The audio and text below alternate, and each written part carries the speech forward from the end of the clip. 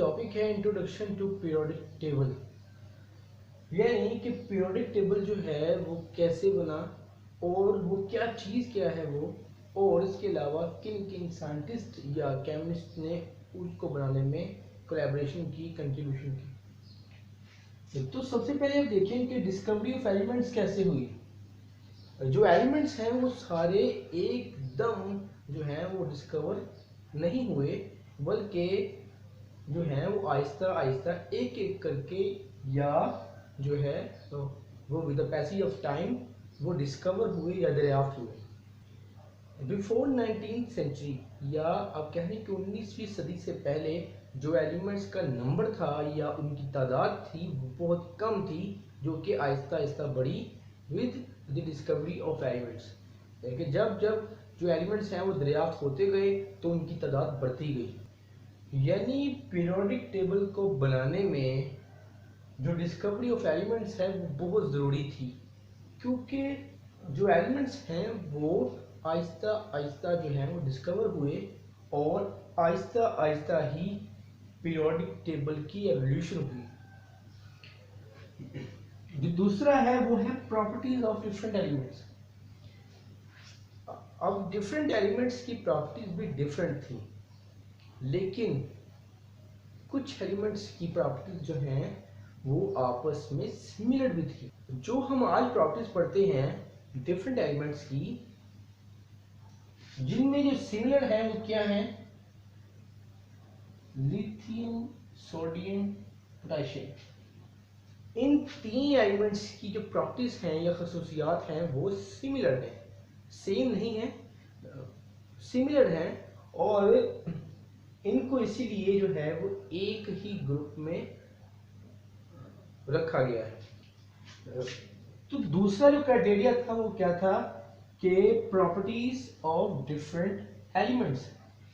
Periodic table को बनाने में जो दूसरा क्राइटेरिया था वो था कि डिफरेंट एलिमेंट्स की प्रॉपर्टीज जो हैं उनके मुताबिक जो एलिमेंट्स हैं उनको क्लासिफाई करना या उनको अरेंज करना। तो मेन जो आपका पर्पस था पीरियोडिक टेबल बनाने में वो क्या था कि आपने क्लासिफाई करना है एलिमेंट्स को। और क्यों क्लासिफाई करना है? क्योंकि आहिस्ता आहिस्ता जब एलिमेंट्स जो है वो डिस्कवर हुए तो आज आपके पास तकरीबन 118 एलिमेंट्स जो हैं वो मौजूद हैं। तो 118 एलिमेंट्स की डिफरेंट प्रॉपर्टीज हैं, उनके डिफरेंट कंपाउंड्स हैं, उनकी अपनी कैरेक्टरिस्टिक्स हैं, और सबको एक ही वक्त में अगर स्टडी करना हो या उनके बारे में एक ब्रीफ आइडिया लेना हो तो ये बहुत मुश्किल काम है। लेकिन ये काम आसान भी हो सकता है अगर इन सब एलिमेंट्स को एक ही चार्ट में जो है वो जाहिर कर दें या शो कर दें, और हर चार्ट जो है उनकी प्रॉपर्टीज के बारे में एक ब्रीफ जो है वो व्यू देता हो या आइडिया देता हो। तो इसी वजह से हमने क्लासिफाई किया एलिमेंट्स को, और क्या हमारे पास आ गया? Modern periodic table. और पीरियोडिक टेबल को बनाने में जिन लोगों ने कंट्रीब्यूशन की वो कौन थे? वो थे डुब्राइनर, न्यूलैंड, लूथरमेयर, मेंडलीफ, मूजले, बोहर, और एक छोटी सी जो है वो कंट्रीब्यूशन थी आयोपैक की 1984 में, जब उसने बोहर के पेश करदा जो पीरियोडिक टेबल है उसको थोड़ा सा मॉडिफाई किया और जो है वो अपनी रिकमेंडेशन दी। और उसके बाद पीरियोडिक टेबल जो हमारे पास आज मौजूद है वो कौन सा है? वो है मॉडर्न पीरियोडिक टेबल, जो हम आज इस्तेमाल करते हैं, यूज़ करते हैं। पीरियोडिक टेबल को बनाने में जिन लोगों का मेन जो है रोल था या जिन्होंने ये क्लासिफिकेशन जो है इसकी एवोल्यूशन को स्टार्ट किया वो थे डोब्राइनर, न्यूलैंड और लूथरमेयर। और डोब्राइनर, न्यूलैंड और लूथरमेयर ने क्या किया ये हम पढ़ते हैं। डोब्राइनर ने 1829 में, जो कि एक जर्मन साइंटिस्ट था, नाम उसका था, पूरा नाम उसका था जॉन डोब्राइनर, और उसने क्या पेश किया? उसने पेश किया ट्राइएड्स। अब ये ट्राइगेड्स क्या है? ट्राई का मतलब होता है तीन, और जो ट्राइगेड्स हैं वो हैं ग्रुप्स ऑफ थ्री एलिमेंट्स। यानी आपके पास अगर ग्रुप है ए बी सी, तो वो ग्रुप ऐसे बना है कि जो दरमियान वाला एलिमेंट है वो अरिथमेटिक मीन है इन दोनों एलिमेंट्स का। तो सबसे पहले डोब्राइनर ने एलिमेंट्स को क्लासिफाई करने की कोशिश की। कैसे की?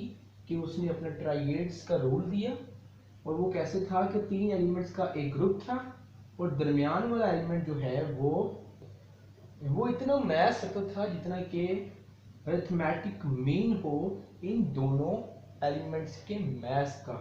ऐसे ही काफ़ी सारे ट्राइगेड्स बना दिए जाएं या ग्रुप्स बना दिए जाएं, तो ये बात वाज़ेह हो जाती है कि तमाम एलिमेंट्स जो हैं वो इसमें फिट नहीं हो सकते। और डोब्राइनर के ट्राइगेड्स का जो डिफेक्ट था वो भी यही था कि इसमें तमाम एलिमेंट्स को क्लासिफाई करने की जो सलाहियत थी वो नहीं थी, और इसके मुताबिक तमाम एलिमेंट्स को क्लासिफाई नहीं किया जा सकता। जो दूसरा है वो है न्यूलैंड, 1864 में आया ये, और ये एक इंग्लिश केमिस्ट था और साथ में म्यूजिशियन भी था।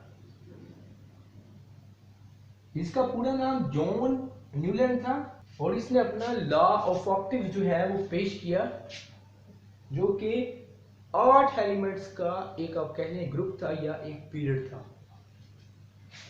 तो 8 एलिमेंट्स इसमें थे एक ऑक्टिव में, और यहाँ जो लफ्ज है ऑक्ट, इसका मतलब होता है 8।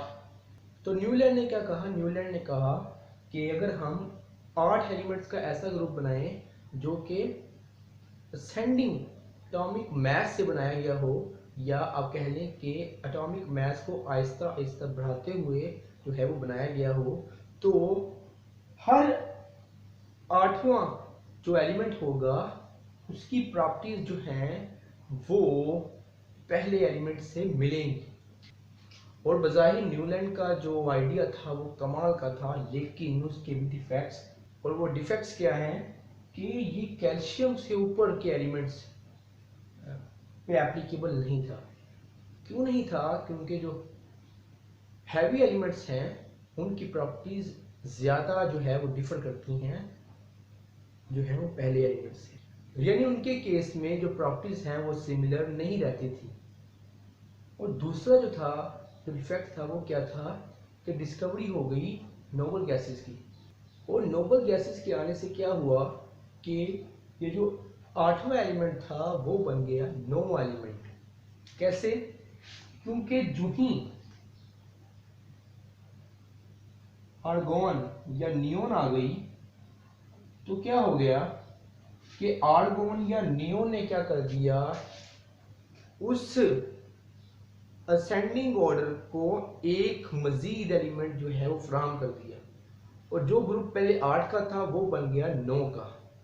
और इस तरह जो रेपिटेशन थी प्रॉपर्टीज की वो बन गई एट एवरी 9th एलिमेंट, क्योंकि उन दोनों ग्रुप्स में एक एक एलिमेंट ऐड हो गया। तो क्या हुआ कि ये बिल्कुल एप्लीकेबल ना रहा। उसके बाद आया लूथर मेयर। लूथर मेयर जो है उसने अपना जो आइडिया है वो पेश किया 1869 में, और वो जर्मन केमिस्ट था। उसका पूरा नाम था जूलियस लूथर मेयर। और लूथर मेयर ने क्या कहा कि अगर हम एक ग्राफ ड्रा करें atomic volume versus atomic mass का, तो क्या होगा कि कुछ हमारे पास जो है वो कर्व्स आएंगी, और वो कर्व्स कैसी आएंगी, कुछ वो ऐसी थी।